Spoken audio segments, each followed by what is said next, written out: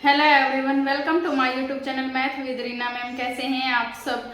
Hope सब बढ़िया होंगे और अपनी दिल्ली पुलिस की तैयारी अच्छे से कर रहे होंगे। आज की वीडियो का हमारा जो टॉपिक है वो थोड़ा सा सेंसिटिव है, जो भी देख लिया होगा। आज की वीडियो में हम बात करेंगे कि दिल्ली पुलिस कांस्टेबल की जो जॉब है वो लड़कियों के लिए कैसी है, एग्जैक्टली उनकी ड्यूटी आवर्स क्या होते हैं, क्या ड्यूटी होती है, कौन सी फील्ड में उनको नौकरी करनी होती है, किस तरीके का व्यवहार उनके साथ किया जाता है जब वो फील्ड में होती हैं, थाने में होती हैं या कहीं पे भी जब अपनी नौकरी कर रही होती हैं तो उनके साथ कैसा व्यवहार किया जाता है, किस तरीके से उनकी ड्यूटी डिसाइड होती है, कहाँ पे वो पोस्टिंग ले सकती हैं, उनकी मर्जी की पोस्टिंग कब मिलती है, ये सारी चीजें हम आज की वीडियो में बात करेंगे। प्लस एक पॉइंट और है, काफी कमेंट्स आ रहे थे इससे के रिगार्डिंग भी, क्या मैम दिल्ली पुलिस कांस्टेबल में, जैसे कांस्टेबल सबसे छोटा पद होता है दिल्ली पुलिस का, तो क्या उसका फायदा जो अफसर होते हैं वो उठाते हैं, क्या उनको हैरेस किया जाता है? तो ऐसी चीजों के बारे में भी हम आज की वीडियो में बात करेंगे।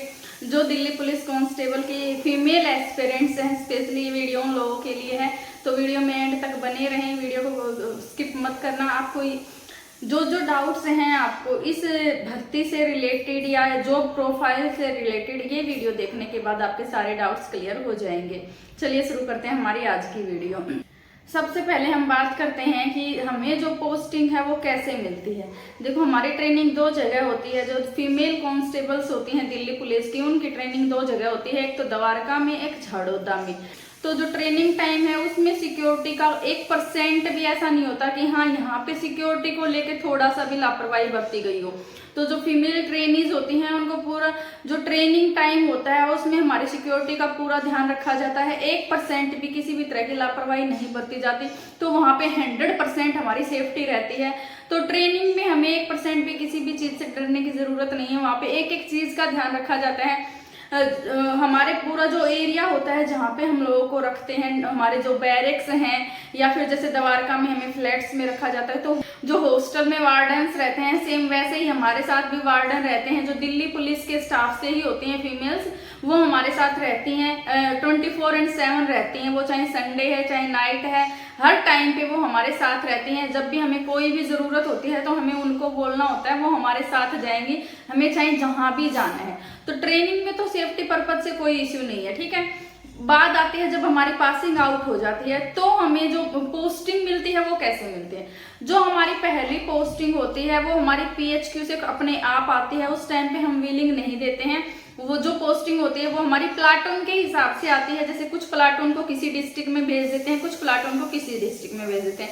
जैसे पूरी दिल्ली में 14 डिस्ट्रिक्ट है तो 14 डिस्ट्रिक्ट में हर एक प्लाटून के हिसाब से ऐसे बांट देते हैं। फिर हमारी होती है कम्युनिकेशन की पोस्टिंग, वहां पे भी 1-2 प्लाटून को भेजते हैं। प्लस पीसीआर की भी पोस्टिंग आती है हमारी। जो ये एग्जीक्यूटिव कैडर होता है ना, इस कैडर की पोस्टिंग हर एक फील्ड में होती है, हर एक फील्ड में, चाहे वो पीसीआर है, कम्युनिकेशन है, ट्रैफिक है, हर एक जगह जो एग्जीक्यूटिव का स्टाफ होता है ना उसकी पोस्टिंग जाती है। तो गर्ल्स जो फीमेल कैंडिडेट्स हैं वो भी वहां जाती हैं, ठीक है। तो क्या बताया मैंने, डिस्ट्रिक्ट में हमारी पोस्टिंग होती है, पीसीआर यूनिट में हमारी पोस्टिंग होती है, कम्युनिकेशन में हमारी पोस्टिंग होती है, और जितनी भी बटालियन है दिल्ली पुलिस की उनमें भी हमारी पोस्टिंग होती है। प्लस ट्रैफिक यूनिट्स में भी हमारी पोस्टिंग होती है। इस तरीके से ये जो हमारी शुरू की पोस्टिंग होती है ये पीएचक्यू से अपने आप आती है प्लाटून के हिसाब से, ठीक है। उसके बाद जब मान लो हम अपनी फील्ड में चले जाते हैं तो वहां पे हमारा जो ड्यूटी आवर्स है वो कैसे डिसाइड होता है। जो दिल्ली पुलिस में अभी ड्यूटी आवर्स चल रहे हैं, पहले हमारा 6-16 का ड्यूटी आवर्स था फीमेल्स का, लेकिन अभी फिलहाल जो ड्यूटी आवर्स चल रहे हैं वो 8-16 के हैं। यानी कि हमें 8 घंटे की ड्यूटी करनी होती है, 16 घंटे का हमारा रेस्ट होता है। उसमें भी जैसे हम डिस्ट्रिक्ट लाइन में चले गए तो डिस्ट्रिक्ट लाइन में क्या होता है, डिस्ट्रिक्ट लाइन में आपको ऑफिस में रहने की भी अपॉर्चुनिटी मिलती है कि आप अगर चाहें कि आपको थाने की नौकरी नहीं करनी है, आपको ऑफिस का काम करना है, कि आपको कंप्यूटर की अच्छी नॉलेज है, आपको कंप्यूटर पे वर्क करना है, तो आप अपनी विलिंग देकर अपना ऑफिस में भी ट्रांसफर करवा सकते हो। ऑफिस में आपकी जो ड्यूटी रहती है वो 10 से 6 रहती है। उस टाइम पे आपको सैटरडे संडे आपको ऑफ मिलते हैं, जीएच ऑफ मिलती है। जो सेम हमारा जो क्लैरिकल की जो नौकरी होती है ना, जैसे बाकी अदर फील्ड में जो सिविल की नौकरियां होती हैं सेम वैसी ही नौकरी यहाँ पे भी आपकी होती है। सेम वैसे ही पूरा चलता है पैटर्न। आपको सुबह 10 बजे ऑफिस जाना होता है, पूरा दिन ऑफिस का काम करना होता है और शाम को 6 बजे आपकी छुट्टी हो जाती है। तो 10 से 6 की नौकरी रहती है आपकी वहां पे। उसके अलावा जब आप थाने में जाते हैं तो किस प्रकार की नौकरी होती है।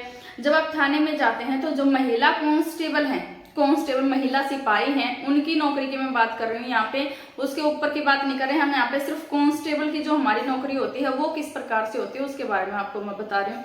तो जब हम थाने में जाते हैं तो वहाँ पे भी हमें ऑफिस में काम करने की अपॉर्चुनिटी मिलती है। अगर आप चाहें तो रीडर रूम में, CCTNS में, रिकॉर्ड में, ये इस तरीके के 3 ऑफिस होते हैं थाने में, तो आप वहाँ पे भी ऑफिस में लग सकते हो। वहाँ पे भी आपको 10 से 6 नौकरी करने का मौका मिलता है। उसके अलावा आपको महिला हेल्प डेस्क, DD राइटर, या कभी कभी आपको संतरी की ड्यूटी भी करनी पड़ती है, वो भी 8 घंटे की ड्यूटी होती है। उसके अलावा जो कमेंट्स आ रहे थे कि मैडम क्या नाइट की ड्यूटी भी होती है, देखो नाइट ड्यूटी होती है थानों में, लेकिन विलिंग से होती है। बहुत सारे थानों में क्या होता है, कई लड़कियां अपनी मर्जी से नाइट ड्यूटी करती हैं। अगर आपको नाइट ड्यूटी नहीं करनी, सूटेबल नहीं है, तो आप मना कर सकते हो कि सर ऐसे ऐसी बात है कि मैं नाइट ड्यूटी करने में सक्षम नहीं हूँ, या कोई भी आपको प्रॉब्लम है, तो वो कोऑपरेट करते हैं आपको। ऐसा नहीं कि जबरदस्ती आपकी नाइट ड्यूटी लगा देंगे।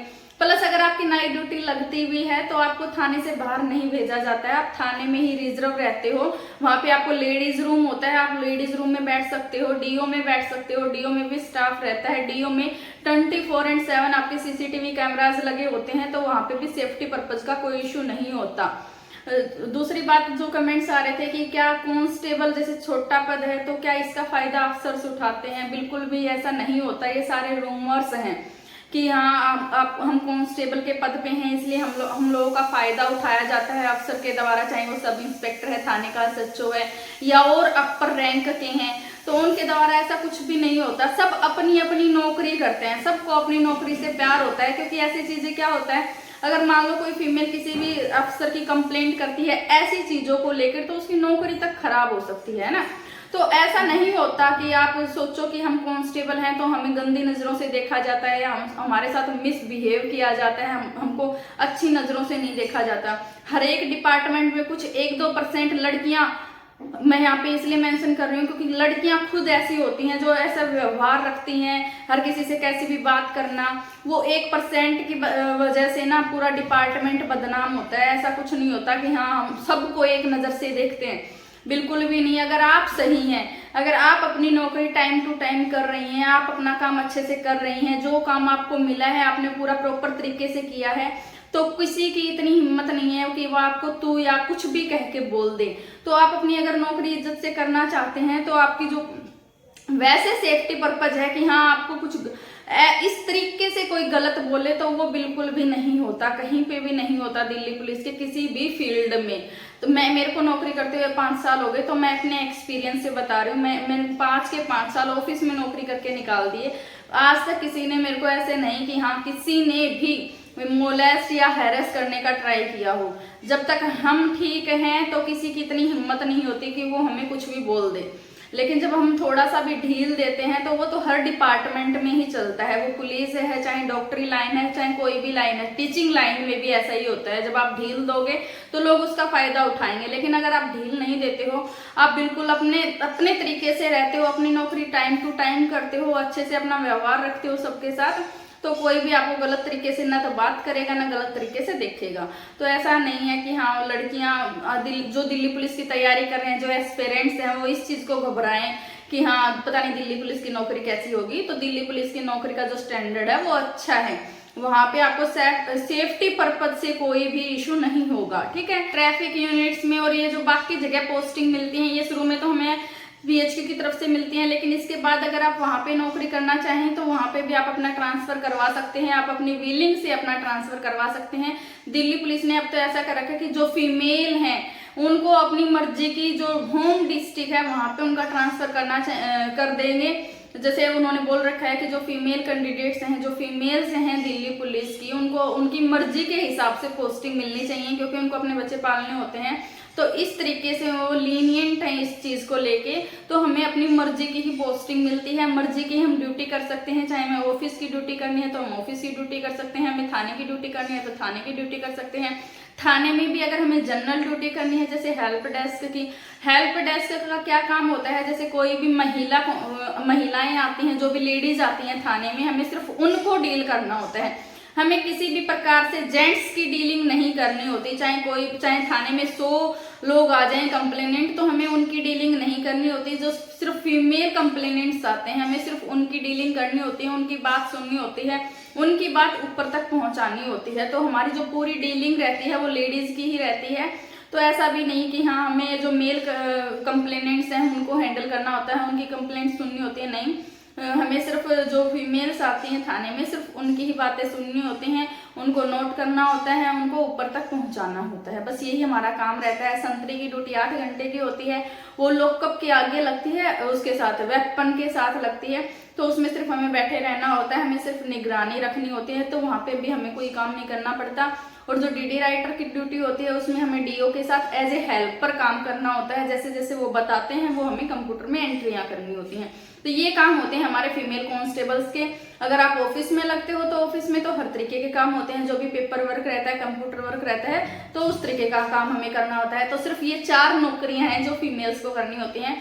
तो ये हो गया पूरा ड्यूटी का शेड्यूल। आज सिर्फ मैंने इसी के रिगार्डिंग वीडियो बनाई थी, क्योंकि काफी कमेंट्स आ रहे थे लड़कियों के कि मैम दिल्ली पुलिस की नौकरी क्या लड़कियों के लिए सेफ है, तो सिर्फ इस पर्पज से मैंने ये वीडियो बनाया है। बाकी जो दिल्ली पुलिस की जॉब प्रोफाइल कैसी है, किस तरीके के सैलरी पैकेज हमें मिलते हैं, या फिर लड़कों के लिए कैसी है, तो मैं लड़कों के लिए एक अलग से वीडियो बनाऊंगी। ये सिर्फ गर्ल्स के लिए था वीडियो। चलिए हम मिलते हैं नेक्स्ट वीडियो में। अगर आपको आज की वीडियो पसंद आई तो वीडियो को लाइक करें, चैनल को सब्सक्राइब करें, साथ ही साथ बेल आइकन भी दबा लें, जिससे आपको आने वाले लेटेस्ट वीडियोस की अपडेट टाइम टू टाइम मिलती रहे। Thanks for watching.